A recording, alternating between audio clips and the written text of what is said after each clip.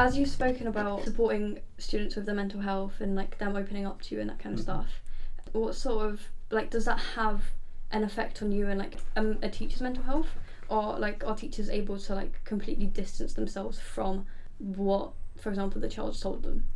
I'm sure there are people out there that can completely distance themselves, but as I say, teachers are empathetic. They care about young people. So yes, going to a teacher and sharing what's going on in your life will impact them because they care. That's the fact, they care. It's like, will it break them? No. They're strong, they're there to help you, and actually it's a compliment to a teacher if a young person trusts them. So while they might be sad for the student, and they will take on a little bit, because they care and they want to see their students do well and achieve and thrive, they'll also be complimented and like feel flattered that you felt that you could trust going to talk to them. So the teachers care. That's the point. The teachers care, so that's why you want to go to them. And they've gone into this profession to help young people, and that means in the highs and the lows. They're not just there for when you're jumping up and down getting your, high grade in whatever subject they've done. They're there to help you on the process, that whole journey to get there. So yes, it will impact them, but I think that's a good thing. Surely we want people to care about our stories. And if there's any teacher out there listening that's finding it hard to, give advice to students, or just in general with like having students open up to them, obviously you said it's kind of like empowering for them, and they accept, like, that is very like respectful and stuff, but what would you say to them? I would say you don't always have to have an answer. That's the number one thing for me. It's like there are people in your school that are trained in exactly what to say. You are not a counsellor. I mean, like, people often joke that teachers have like a million different jobs. Yes, they're an educator, but they're also a parent. They're also the counsellor at times. They're also X, Y, Z, all these different things. But actually, you're not a qualified counsellor. So don't ever make out as if you've got all of the answers. If you've got a little bit of wisdom to share that wisdom, because we all do. We've all experienced things in our lives. But don't feel that you have to solve the young person's issue. If they're going through something hard, acknowledge, yes, that's really hard. I'm so sorry how hard that is, and I'm happy to support you in any way that I can. Then you report to the people who can actually get counsellors involved, can get, like, depending on the issue, whatever support this child needs, get them involved, which is absolutely fantastic. And you just let that child know, I am happy to pass on the information to those that can help you and to support you. Because like we're taught in our training, we never say to a child, your secret is safe with me. We can't keep secrets. That's safeguarding. It's important, but we can be confidential in the sense of we'll only tell those who need to know, pass on to those who need to know, and that there's actually some real power in that, because actually if a young person's coming to talk to you, they don't want it to be a secret, they want to be helped, and I think that's the important thing. So just be there as a point of call to get them the help they need. Don't feel that you need to give the answers. Relating to you being a secondary school teacher, what would you say the impact of GCSEs / any sort of exams are on like students and like their mental health, well-being, and like particularly maybe like the more like students that will take, for example, mock exams more like to heart than like students that would like tend to maybe like brush it off or like not see it as significant? Yeah, this is one of the challenges of being a teacher, because you have a class of 30 kids, and in this class 10 of them will be super intense high flyers that have got to get the 9, have got to get that top grade. Then also in that class you've got 10 kids who are kind of like, they're working hard, but they're quite relaxed about it. And then you've got like a third of the class that are just not interested whatsoever.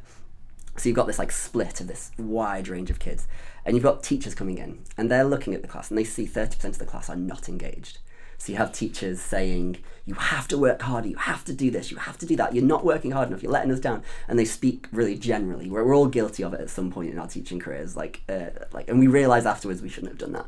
And we realise afterwards because one of those top 10% kids who are literally going home every night and doing 7 hours of revision on top of the school day, they freak out because they feel like, I'm already doing everything I can, and then that pressure builds up on them and it becomes too much for them. So finding a balance for the teacher is so difficult to kind of figure out how to talk to the class, to inspire those that are, let's be honest, lazy, to do the work, but also without crushing those that are already working too hard, because there are some that are working too hard. And then the grades come out, and there's those kids that are aiming for the 9 in the mock exam, for example, and they didn't, and they only got a 7, and they're all upset about that, and it's just really, it's very traumatic for some people. Like, we are very aware of that as teachers.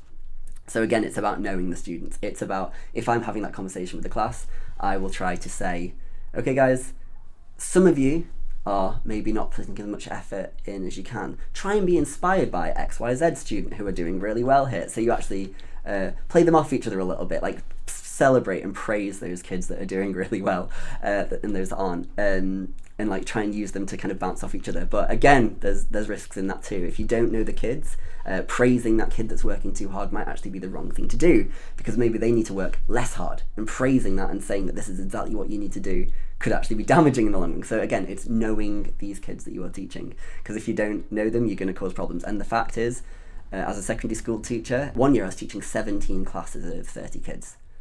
17 different classes of 30 kids. Yeah. That's a lot of kids that I was teaching. Yeah. So to know each of those kids individually well enough to be able to, no teacher is capable of that, no human brain is capable of that I'm aware of, without being some kind of superhuman. So teachers make mistakes, and that's why we see kids getting stressed. And I don't think we can blame the teachers, because as I say, there's so many kids. So what I'd say is, young people, just be aware. If a teacher's talking in general terms in the class, don't take it personally. Look at yourself objectively and think, right, what is it that I can do here? Where do I fit in what the teacher is saying? And again, the teachers, just because the teacher's talking and know you're a teenager, so everything's about you, it might not be about you. Just remember that.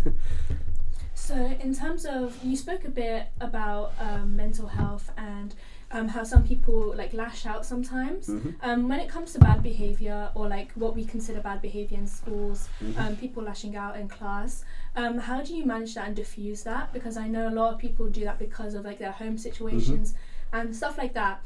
And what do you think is the best course of action for a teacher to take? Fantastic question. This is behaviour management 101. This is what we're talking about here. Yeah, it's called behaviour management in school, how you deal with it. Like, teachers will often go into other teachers' lessons to figure out how they deal with certain kids. So you'll literally have, like, so say I'm good with student X. A teacher will, from the other side of the school, who literally had a run-in with student X the week earlier and just couldn't get them to do any work, knows that student X works in my subject, so comes along and watches what's going on. We literally do that quite a lot. So I'll just give a few of the things I consider. Number one, again, it's about knowing the kids. I remember when I first joined the school that I'm at now, the year 9s hated me with a deep passion. Not because of anything I did. It was because they loved the teacher that they had before me. Oh, it's the news teacher thing. Yeah. Like the drama teacher they had, she's still one of the teachers at the school. She is a phenomenal teacher. So, you know, they were right to be upset they were getting me, I think. But it was like, I came in and I remember I tried to put my foot down and say, this is what my expectations are. That class rejected me on a deep, deep level. And it took me probably the entire year, because it was a GCSE year 9 at that point, because we started GCSE in year 9 at that point. We've changed that now. It took me a full year to get them back on board, and that's because I realised what I should have done is I should have come in, told them a bit about myself, said I'm really excited to like get to know you guys, learn from you guys. It was a massive mistake. I came in with these expectations when actually they needed to get to know me just as I need to get to know them. And once they learned that I cared about them, that's where the behaviour management changed. And so leading on to your question, like, how do I deal with the bad behaviour?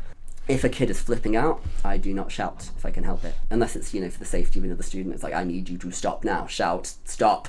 You know, unless it's that, you won't hear me shouting. Like, what you do is I would go over and I would ask, are you okay? Like, ask that question, get to know them, because often the answer is no. And they might give a false reason to they're not okay. It's totally unfair, so I don't know, threw this thing across the room at me and it's really upset me. If you talk calmly, you can get them separate, get them alone, have that quiet conversation with them. Doesn't always work, because, you know, if they're at that point and they just need to be sent out, then they need to be sent out and they need to have that time. But you go, follow up, talk to them, get to know them, prove to them that you are fair, prove to them that you're not out to get them, prove to them that you're there to help them and support them. And then next time they're feeling terrible and you go up to them and they flip out and you go, are you okay?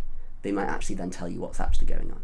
And you can deal with that without sending them out of the class, and we can see them calm down. So it's over time. That first lesson, if it goes horribly wrong, there's often not much you can do except show that you care. But over time, getting to know them, building those relationships, that's when, because when trust is built, that's when you can actually have good behaviour management in a classroom.